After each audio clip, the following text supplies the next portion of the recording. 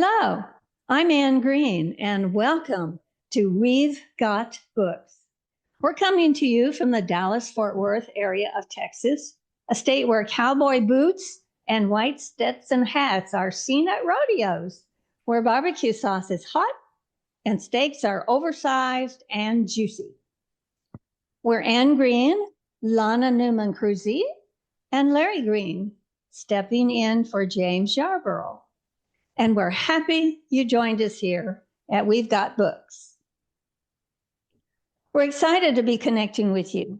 We've Got Books is guaranteed to be informative and fun. It is our pleasure to feature guest authors and their books, as well as our own books. You'll become acquainted with real authors and learn why they write, what prompted them to begin their career, and how they create those memorable characters. We'll sit around the table with each other, with each author, and get to know the person and the novel and how the book evolved from an idea to a published work. We promise to delight you with great Christian fiction. And now, Larry Green is ready to interview author Greg Scott about one of his new exciting books.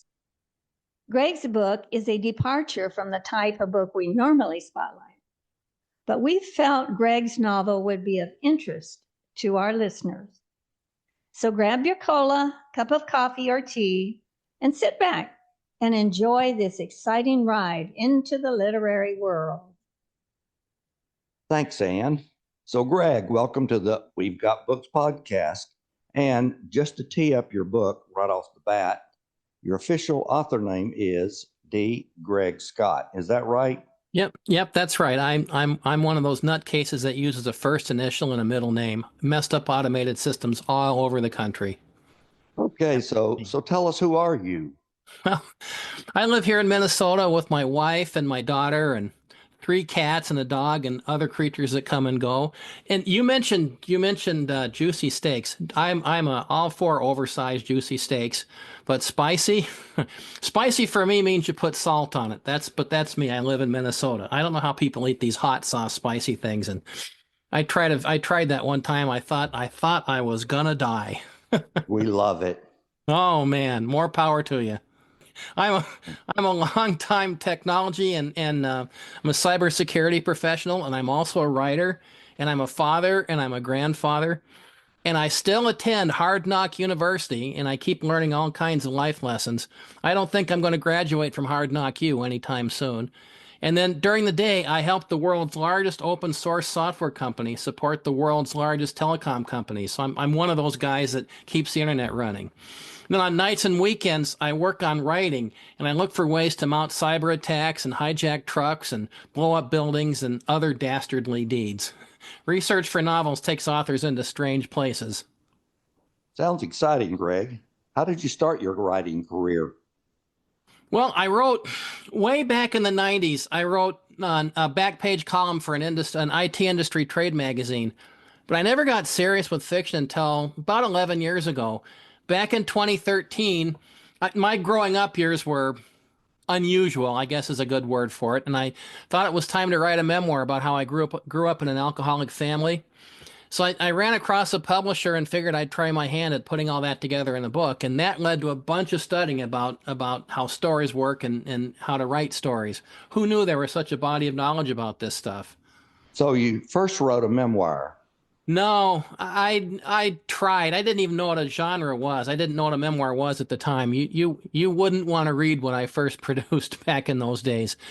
Instead, I wrote 2 fiction books about internet crime, and I found out I liked doing fiction, so I kept at it. And then maybe one day I'll write this memoir, but not today. Well, that brings us to your most recent book of fiction. It's about a very tough subject, sex trafficking. You betcha. The book is titled Trafficking U, like the trafficking and the letter U.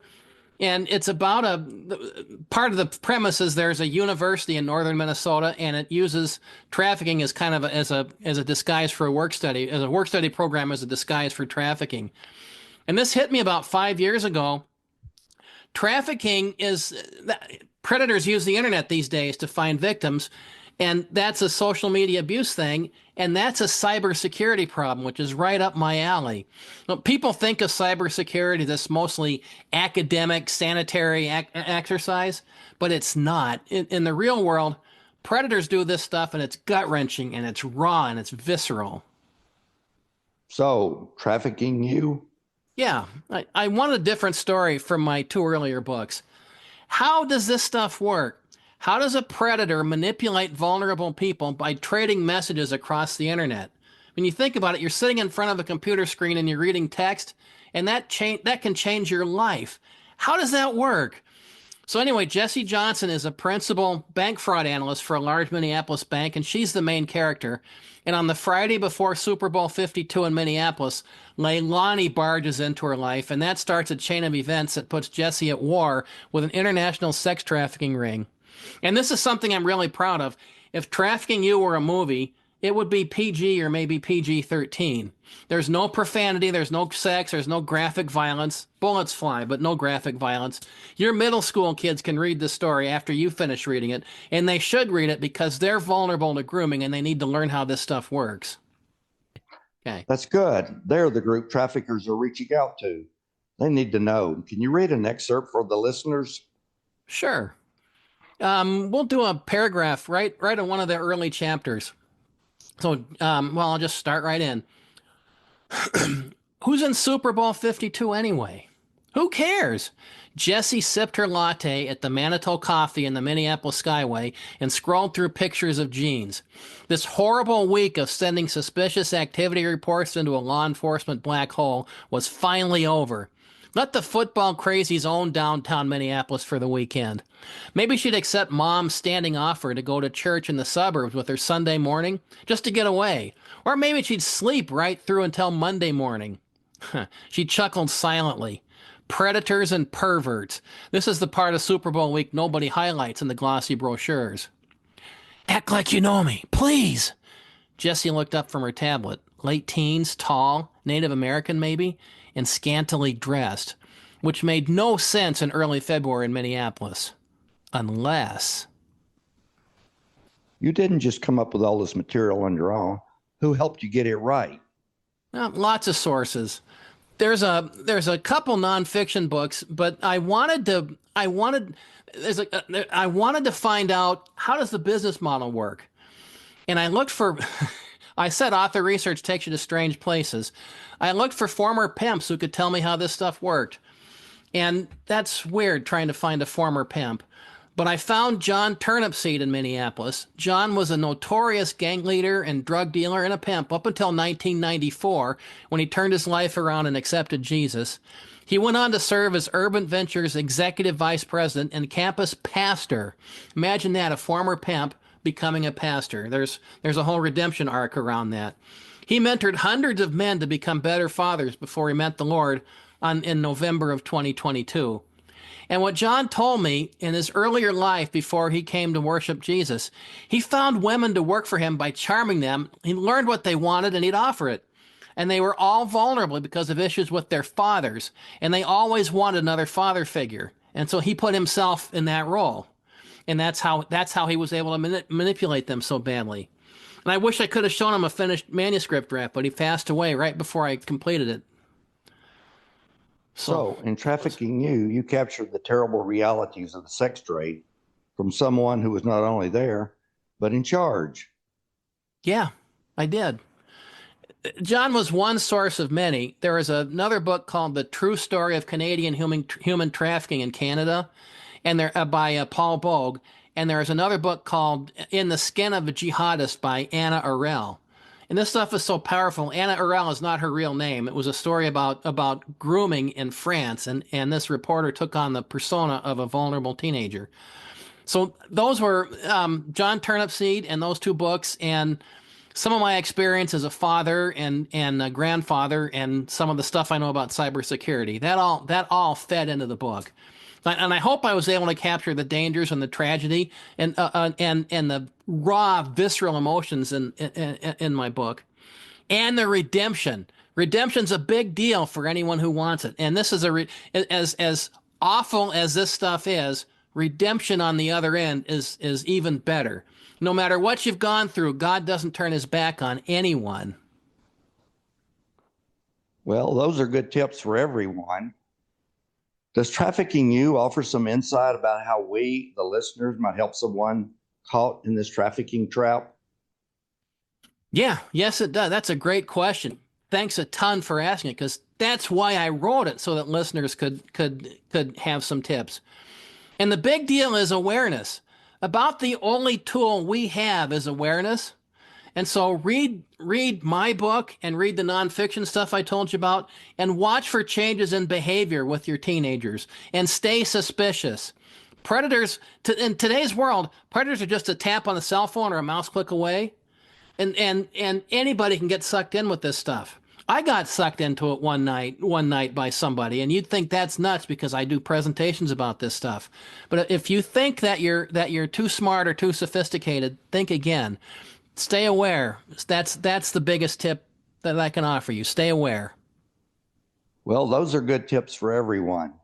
Just to remind listeners, your author name is D. Greg Scott. What's your website and how do we find more about you? And where can listeners find your books? Sure, thanks. My website is www.dgregscott.com. By the way, the D is for Daniel. I am not a doctor. People see that D and they think I was a doctor, and that freaked me out the first time, but they said that. I'm not a doctor.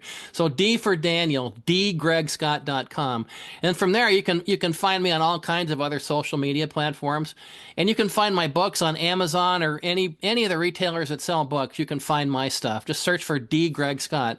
And the books are Trafficking You, and that's what we're talking about today. And then Bullseye Breach was the first book, and Virus Bomb was the second book. And both great, all three great stories. Well, Greg, it's been great interviewing you. Thanks for joining us today. Thanks for having me. Anne Green here again. Thank you, Larry and Greg, for a most interesting interview. And thank you, audience, for listening. Again, I'd like to add that Trafficking You is different from the books we usually spotlight. Well, as happens all too often, our time has gone by in a flash. So we must say so long from deep in the heart of Texas, and hope you've enjoyed your time with us as much as we enjoyed having you. Join us next time when we interview our very own author, Anne Green, oh, that's me, about my exciting Scottish historical novel, Marriage by Arrangement. I'm Anne Green with Lana Newman-Cruzy and our technician, my dear husband, Larry Green, saying goodbye for now. We hope James Yarborough will be back with us next time. So, read a good book for enlightenment, edification, encouragement, and for laugh out loud entertainment.